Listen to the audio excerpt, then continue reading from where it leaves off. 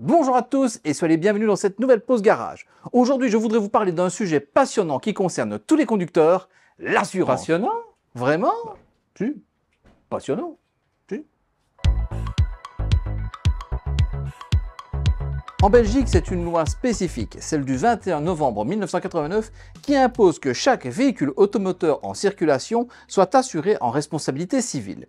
Par véhicule en circulation, cette loi entend tous les véhicules se trouvant sur la voie publique, qu'ils soient en mouvement ou non. Cette assurance est plus communément appelée RC pour responsabilité civile, mais elle porte également d'autres noms selon les pays. En France, on parle notamment d'assurance routière.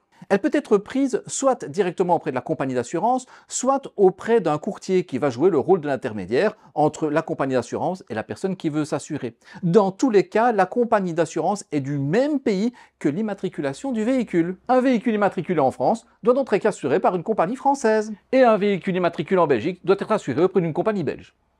En contrepartie d'un paiement qui est mensuel, trimestriel ou annuel, qu'on appelle la prime, vous êtes donc couvert en responsabilité civile et vous allez en obtenir la preuve de la part de la compagnie d'assurance. C'est ce document vert qui, depuis juillet 2020, est passé au document blanc. Sur celui-ci, vous trouverez de nombreuses mentions, dont les plus importantes sont l'identité de l'assureur, ainsi que son code d'identification national, l'identité de la personne, physique ou morale, qui est titulaire de l'assurance, l'identification du véhicule assuré avec son numéro de châssis, car attention, on assure un numéro de châssis et non pas une plaque d'immatriculation.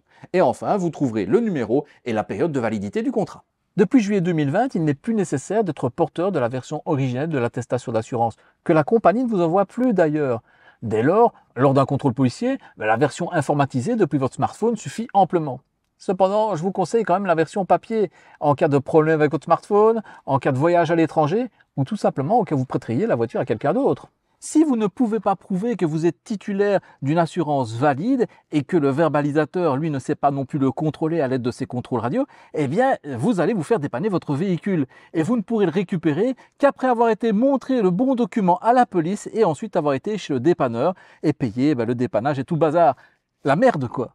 Et si vous n'êtes pas titulaire d'une assurance valide, vous aurez 30 jours pour vous remettre en ordre, pour pouvoir récupérer votre voiture. Passé ce délai, eh bien, votre véhicule deviendra la propriété de l'État.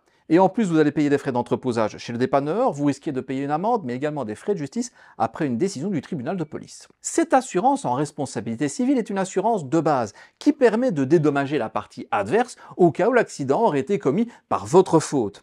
Et vous, de votre côté, vous n'aurez rien du tout.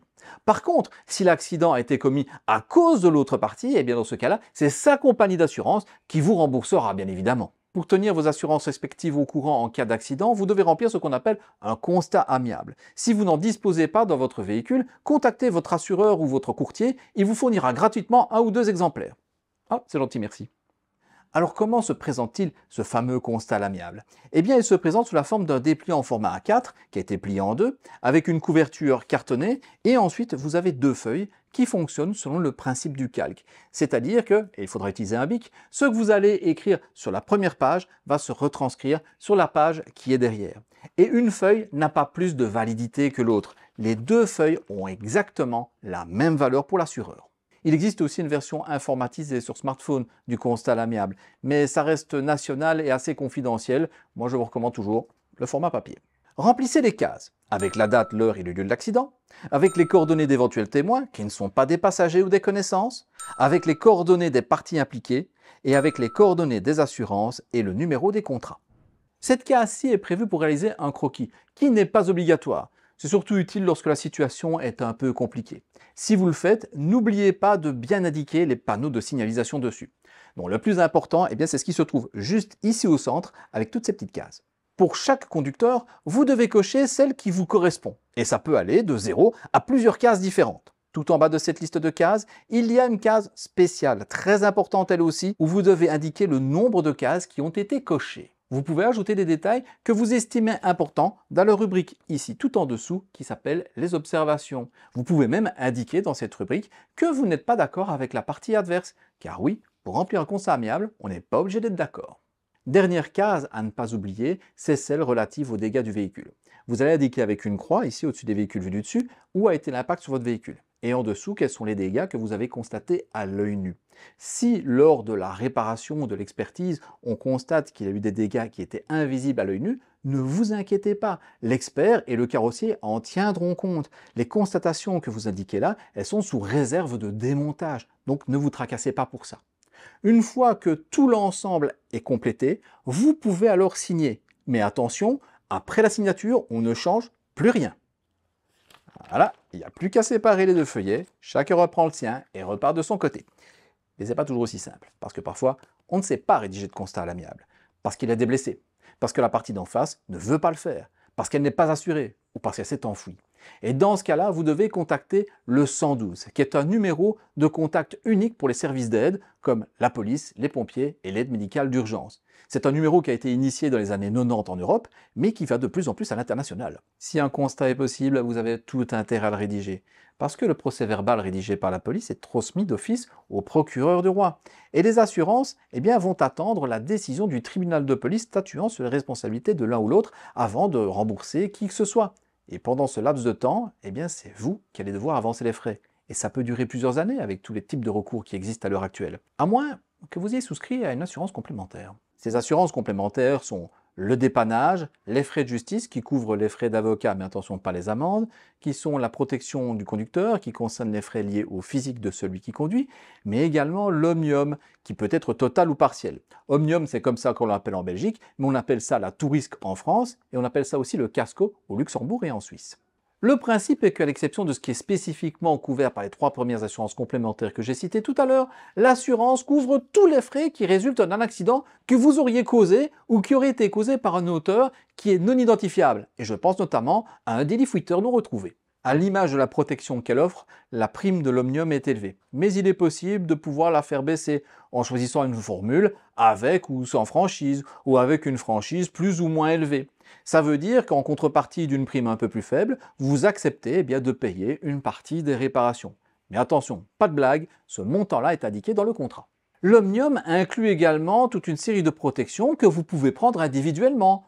Le vol, l'incendie, le bris de vitre, la force de la nature, les heurts avec les animaux, le dégât matériel, le vandalisme. Si vous financez votre véhicule, je vous recommande vivement de prendre la formule la plus complète.